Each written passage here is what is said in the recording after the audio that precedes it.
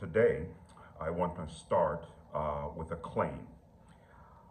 When God gave the Ten Commandments or the Decalogue at Mount Sinai, those principles, those 10 principles, were already in existence and had been in existence for probably about 600 years.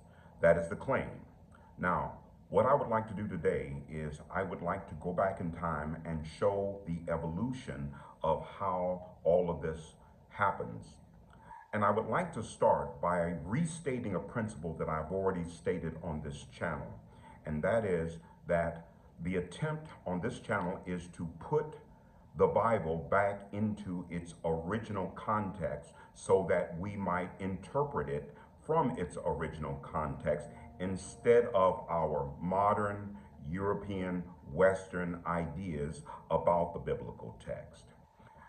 We start with the close of the book of Revelations. Now, remember that the BC dates goes down and the AD dates goes up.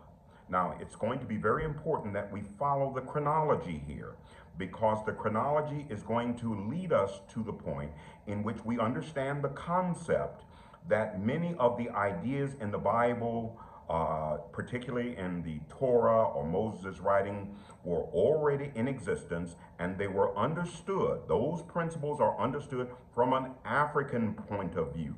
But we have not done that in modern Christianity. We have attempted to understand the biblical text from a Western European Greco-Roman point of view, and that is a problem. Okay, when John closes the book of Revelations in the year 68 AD, and that's pretty accurate. The idea here is that once John closes the book, Rome or Italy or Europe is in charge or in control of the world at that time.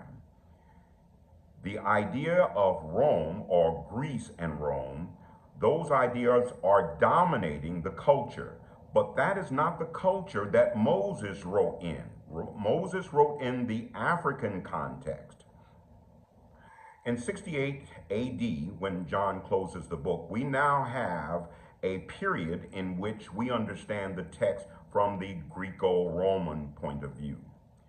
In 535, the Temple of Philae closes. Now, this is important because when the Temple of Philae closes, Egyptian hieroglyphs could no longer be read, and Egypt is the context from which Moses is really writing.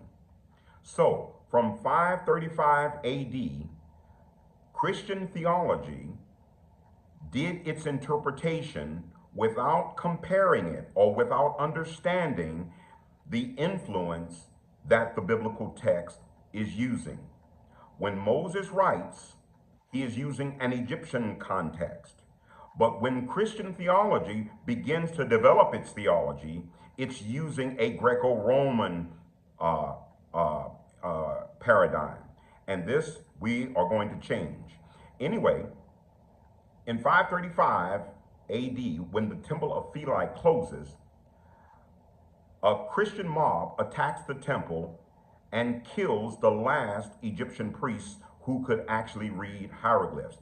After that, the Egyptian hieroglyphs could not be read, and Christian theology continues to develop.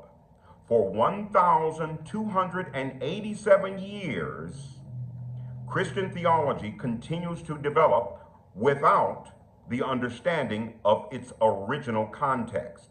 That is to say, that Christian theology is making up their own ideas about the biblical text, and it is based on their values and not on the Old Testament's original values. By the time we come to 1822 AD, Jean Champollion deciphers the Rosetta Stone. For the first time in 1,287 years, we could now read the Egyptian hieroglyphs. Now we could actually compare Egyptian ideas with the Old Testament. for which the Old Testament context was written. But it's already too late. Christian theology for over 1,000 years had already developed its own ideas, and now those ideas are entrenched because they believe it to be God inspired. With this in mind, for the next 200 plus years, that is from 1822 to 2025, where we're at, for those 203 years, we have been able to look at the Egyptian text and correct some of the assumptions made by the Greco-Roman paradigm. But we will not look at it now because we now believe more than we are looking for truth.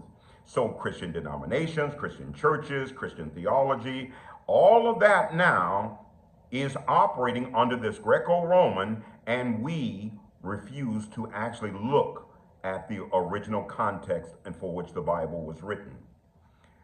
With these many assumptions in place, what can we do? Well, we're going to try and define some of these ideas anyway. And when we define these ideas, we will see that indeed we need to do some revision in how we understand the biblical text. Whether or not we have the courage to do this is really the question. Today, we'll take just one item or one issue or one concept, and that is when God gave Moses the Decalogue at Sinai. God gave Moses the Ten Commandments or the Decalogue at Sinai in the year 1450 by the conservative chronology. By that time, 600 years earlier, Egypt had already written down these particular principles. It's very easy to see, it's very easy to observe, and it's very easy to date. 600 years before God gave Moses the Decalogue, those commandments, those principles were already in existence in Egypt. If you look into the 125th chapter of the Egyptian Book of the Dead, you can find them. Special note here. There is no such thing as the Egyptian Book of the Dead. This is another mistake, assumption, misinterpretation by Western civilization. There is no such thing as the Egyptian Book of the Dead. What they are referring to is a loose group of funerary texts, which they have dubbed the Egyptian Book of the Dead. However, the book itself is called, its own title is called the Book of the Coming Forth. It's not about the dead, it's about resurrection. It's about how to overcome death. They are known by a few different names. The Book of the Coming Forth is known by a few different names. Sometimes it is called the Negative Confessions inside. The Commandments, sometimes they're called the Negative Confessions. Sometimes they're called the 42 Laws of Ma'at.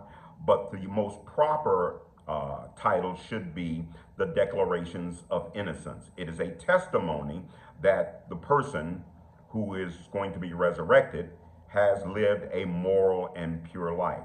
And you can see all of the principles of the Decalogue already written 600 years before God gives it at Sinai. And all of the principles are there. Do not kill. I have not stolen.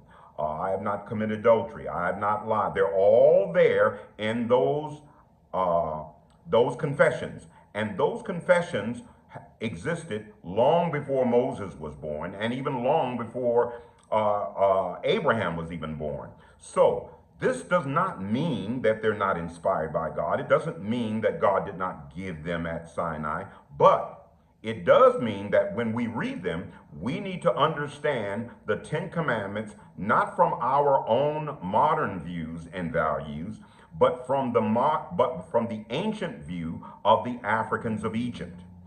Those texts were written to a group of people who had just left Egypt, who had grown up in Egyptian culture, and so God speaks to them in the culture that they understood.